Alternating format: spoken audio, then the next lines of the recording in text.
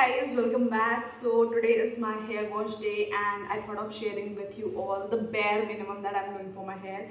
So yeah, if you're interested, please keep on watching the video and also don't forget to like, share and subscribe to my channel as it means a hell lot to me. And now without any further ado, let's get started. Okay, so the first thing that I'm going to do is prepare a hair mask because my hair is, really feeling very dry and brittle these days. So what I'm going to do is I'm taking some fresh aloe vera which I have, taken from the plant, extracted it, blended it really well, and this is the aloe vera which I'm left with. To this, I am going to add.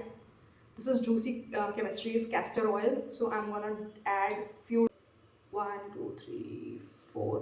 to 5 drops of this because it really makes your hair, uh, it gives moisture to your hair.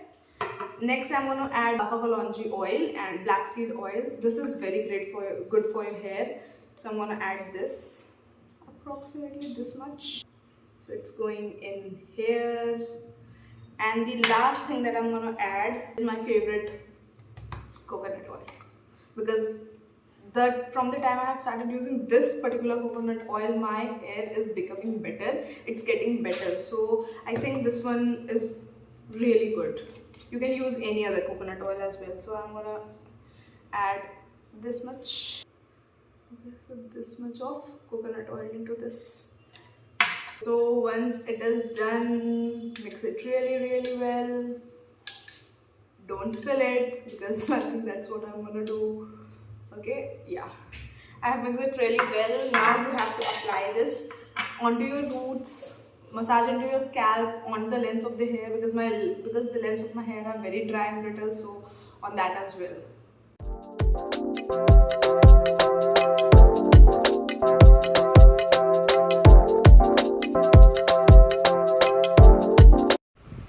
Okay, so the reason I have chose these three oils is because castor oil and kalonji oil is great for hair regrowth, and these days I'm looking for products that would enhance the hair growth, and coconut oil is so moisturizing and it is very good for dry hair like mine. So that's why I used all these once three. You have applied the mask, massage it really well into your hair, like give your hair a 5-minute massage so that the product can get absorbed into your scalp as well.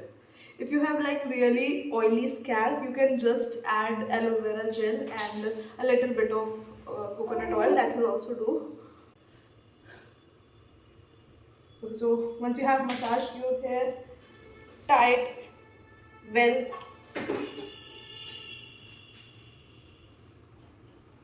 and now I'm going to leave it for at least an hour. You need to leave it for an hour or two. So I'm going to leave it and I'm going to cover it with this so that all the moisture can get logged into it. So yeah. Okay, so it's been an hour and now I'm going to wash my hair.